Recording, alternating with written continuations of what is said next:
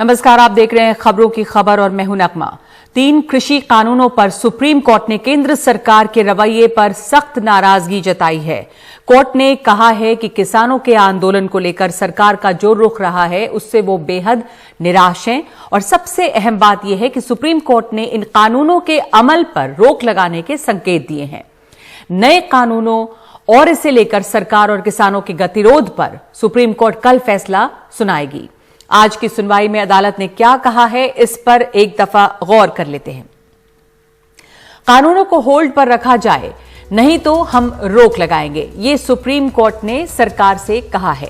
कानूनों को होल्ड पर रखने में ईगो की बात क्यों है, यानी साफ कह रही है कोर्ट की सरकार अहम दिखा रही है। कृषि कानूनों की जांच के लिए समिति बनाने का इशारा किया है और कहा है कि हम कानून रद्द करने को नहीं कह रहे हैं, हम बहुत बेतुकी बातों को सुन रहे हैं। हालात खराब हो रहे हैं, किसानों ने आत्महत्या की है, आंदोलन स्थल पर सुविधाएं नहीं है, सोशल डिस्टेंसिंग नहीं है। सुप्रीम कोर्ट ने ये तमाम बातें केंद्र से कही हैं। दिल्ली बॉर्डर पर हो रहे प्रदर्शन में किसानों के साथ बड़ी तादाद में महिलाएं हैं, बुजुर्ग हैं, बच्चे भी हैं। सुप्रीम कोर्ट ने इस पर भी ऐतराज जताया है और प्रदर्शनकारी किसान संगठनों से भी ये सवाल किया है कि प्रदर्शन में महिलाएं, बुजुर्ग और बच्चे क्यों हैं। हम चाहते हैं कि महिलाएं, बुजुर्ग और बच्चे अपने घरों को लौटें। पिछले कुछ महीनों से पंजाब और हरियाणा की राजनीति नए कृषि कानूनों और उसके विरोध में ही सिमटी हुई है। इंडियन नेशनल लोकदल के प्रधान महासचिव और हरियाणा के एलनाबाद से विधायक अभय चौटाला भी आज खबरों में रहे। उन्होंने हरियाणा विधानसभा अध्यक्ष ज्ञानचंद गुप्ता को ईमेल कर विधायक पद से इस्तीफा देने की बात कही, अपना इस्तीफा भेजा है। 26 जनवरी तक सरकार तीनों काले कानूनों को वापस नहीं लेती तो इस पत्र को विधानसभा से मेरा इस्तीफा समझा जाए, ये कहना है अभय चौटाला का। तो इस वक्त हमारे साथ जुड़ रहे हैं अभय चौटाला जी, जो नेता हैं INLD के। बहुत बहुत स्वागत है आपका और धन्यवाद समय देने के लिए। जिस इस्तीफे को आपने ईमेल के जरिए भेजा है, जो आपने कहा है कि 26 तक कानून वापस नहीं होता तो इसे आपका इस्तीफा समझा जाए MLA के पद से, अब जब कोर्ट बीच में हस्तक्षेप कर रही है और कहा है कि कानूनों पर होल्ड लगाएं, तो भी क्या आप अपने स्टैंड पर बने रहेंगे या आप संतुष्ट हैं? मैंने जो फैसला लिया है, मेरा जो फैसला है वो इस बात को लेकर के है कि लगातार किस तरह से केंद्र की सरकार ने 3 ऐसे कानून हमारे देश के उसे अंधाता पे थोपने का काम किया है, जो लगातार इस देश का अपना पेट काट करके पेट भरने का काम कर रहा है। किसी ने डिमांड नहीं करी थी, किसी ने जाकर के सरकार से आग्रह नहीं किया था, कोई एजुकेशन नहीं हुआ था कि आप कोई इस किस्म के कानून लेकर के आए। ये कानून कोविड की आग में बना करके किसान को परेशान करने का काम किया गया। और जब पंजाब में इस एजुकेशन को लेकर के किसान नेताओं ने इस एजुकेशन को शुरू किया, इस बात को लेकर के, और उसके साथ साथ हरियाणा के किसानों ने भी जब उनका समर्थन किया, तो हमने जिस दिन इनकी तरफ से लेटर ड्राफ्ट होकर के सरकार की तरफ से पब्लिश हुआ, उसी दिन हमने इसका विरोध किया था कि ये गलत है, इससे किसान के सामने बहुत बड़ी परेशानी खड़ी हो जाए। आज 48 दिन हो गए, बच्चे, बूढ़े, माताएं, बहनें किस तरह से इस मौसम में जी दिल्ली के बॉर्डर पे बैठ करके चारों तरफ जो दिल्ली जाना चाहते थे, जिनको सरकार ने रोकने का काम किया, और जहां उनको रोका वहीं अब उनको इस ठंड पे प्रताड़ित किया। अभय जी, मैं आपकी बात समझ रही हूँ। आपको जो आपत्ति है और आपने जो रेजिग्नेशन की बात की, वो बात साफ है कि आपको नाराजगी है, कानूनों को वापस लेने की बात आप कर रहे हैं। आपने कहा है कि किसानों का वेलफेयर आप देखना चाहते हैं, किसानों का भला देखना चाहते हैं, आपके लिए कोई पद बड़ा नहीं है। सवाल ये अब है कि सुप्रीम कोर्ट ने जो आज कहा है कि कानून को होल्ड करे सरकार और नहीं तो हम होल्ड करेंगे, और इस पर सुप्रीम कोर्ट का फैसला देने वाली है, और ये कानून अगर होल्ड किए जाते हैं तो भी आप अपनी बात पे ही रहेंगे कि आप इस्तीफा देंगे अगर 26 तक कानून वापस नहीं हो जाता? तो अगर होल्ड करती है सरकार इस चीज को, तो होल्ड करने से तो कोई समाधान नहीं हो सकता। ये तो फिर इसको दोबारा कभी भी जब लोग वापस चले जाएंगे तो फिर से इस बात को दोहरा सकते हैं। मैं बात होल्ड की नहीं कर रहा, जो डिमांड है वो डिमांड किसान की माननी चाहिए। तीनों कृषि के कानून जो गलत ढंग से बनाए गए हैं उनको वापस लेना चाहिए। ठीक है इस कानून से केवल और केवल जो बड़े घराने हैं, जो अथाह पैसे वाले लोग हैं, उनको फायदा होगा। अगर एमएसपी की गारंटी दे सरकार, अगर इसके लिए ये विश्वास दिलाए साथ ही साथ कि हम एमएसपी का एक्ट लेकर के आएंगे और उसको कानूनन रूप बनाने का काम पर करेंगे। अभय जी, सरकार तो इस बात को तैयार नहीं दिखती है अभी, तभी कोर्ट भी हस्तक्षेप कर रहा है और सरकार को कह भी रहा है कि आप अपनी ईगो को छोड़िए। अभी सुप्रीम कोर्ट ने इसमें इंटरव्यून किया है। मैं तो सुप्रीम कोर्ट से, जो सुप्रीम कोर्ट ने जो इंटरव्यून किया, मैं कहता हूं उन्होंने भी इसमें देरी करी। अगर इसको पहले से वो लागू करते तो फिर इससे सरकार, किसान का कोर्ट के प्रति और बड़ा विश्वास होता है। बिल्कुल। और मैं ये आपसे, जब तक ये वापिस नहीं होंगे कानून, हाँ, मेरा फैसला यही है कि मैं अगर 26 तारीख तक ये कानून सरकार वापस नहीं लेगी, सुप्रीम कोर्ट अगर इनको रद्द कर देती है तो अलग बात है जी, वरना आपका फैसला आप कह रहे हैं कि अपनी जगह पे बना रहेगा, क्या आप इस्तीफा देंगे अगर 26 तक कानून? तो भी मैं अपना रेजिग्नेशन जो मैंने भेजा है जी, अगर 27 को मंजूर कर लिया जाएगा तो मैं स्पीकर साहब का उस बात के लिए आभार व्यक्त करूंगा। नहीं करेंगे, अगर वो मुझे कहेंगे कि आप फिजिकली आकर के अपना इस्तीफा दें, तो मैं 26 तारीख की रात को चंडीगढ़ जाऊंगा, 27 को उनसे मिलकर के जाकर के अपना इस्तीफा उनको सौंप दूंगा। ठीक है।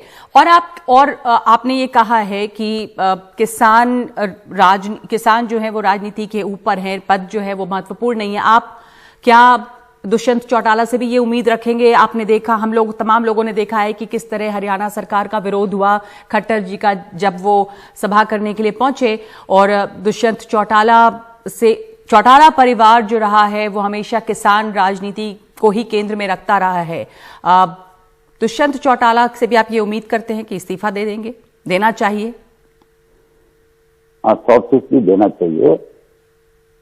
चौधरी देवीलाल जो है उन्होंने हमेशा, मतलब चाहे देश आजाद हुआ था उससे पहले की बात है, चाहे देश की आजादी के बाद की बात है, किसानों के साथ जब कभी भी किसी ने अन्याय किया, उन्होंने, चाहे वो किसी भी पद पे थे, 1 मिनट में उन्होंने उस पद को छोड़ करके किसान के बीच में जाकर के खड़े होकर के न्याय कराया। और ये लोग चौधरी देवीलाल की नीतियों की बात करते हैं कि हम चौधरी देवीलाल की नीतियों को आगे बढ़ाएंगे। इन्होंने लोगों से जाकर ये कह करके वोट मांगा था कि हम चौधरी देवीलाल की नीतियों को इस हरियाणा प्रदेश में लागू करेंगे। इन्होंने अपनी पार्टी के आगे नाम भी जननायक लिखा। लोगों ने कहीं इन पे भरोसा कर लिया और वोट दे दिया। जिन लोगों ने इन पे भरोसा किया, आज वही लोग जो है उनका विरोध कर रहे हैं। और विरोध वो गलत नहीं कर रहे, क्योंकि उनकी भावनाओं के साथ बड़ा खिलवाड़ हुआ है।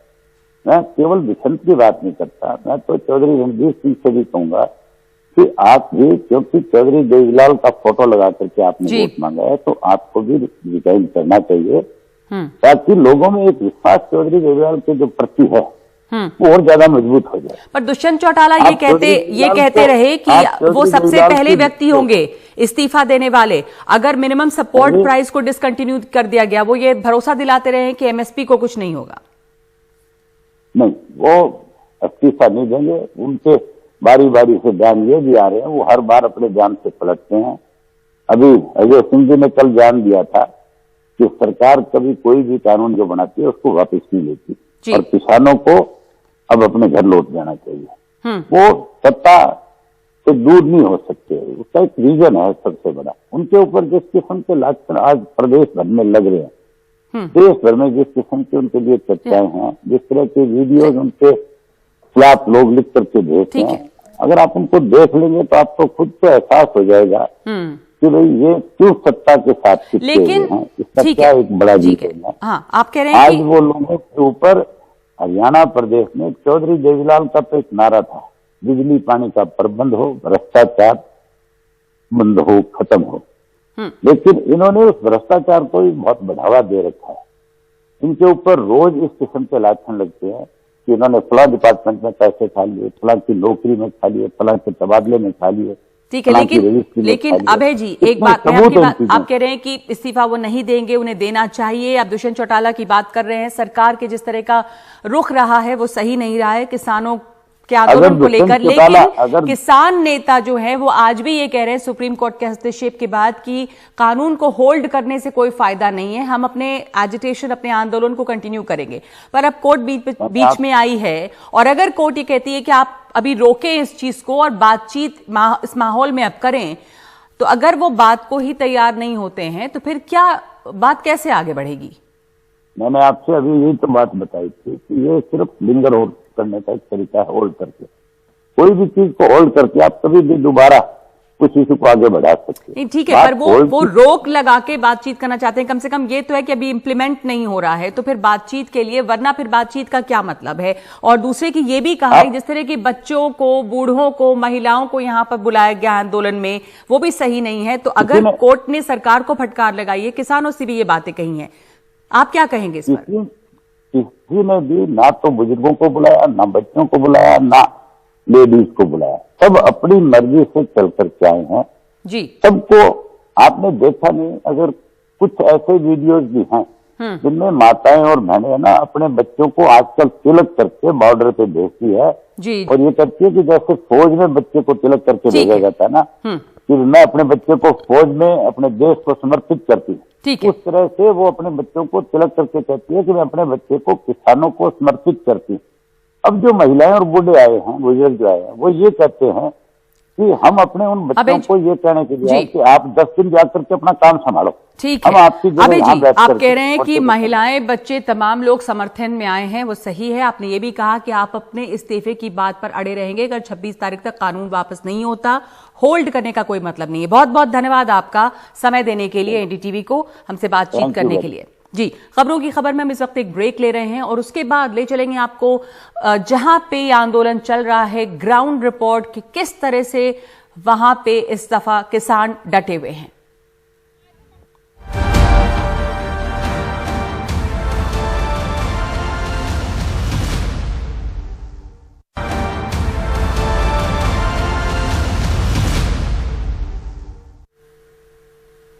और तमाम खबरों के बीच में किसानों का जो आंदोलन है वो अपनी जगह पर जारी है। किसान वहां पर डटे हुए हैं। सुप्रीम कोर्ट ने जो आज कहा उसके बाद किसानों में भी दो तरह के रुख देखे गए हैं।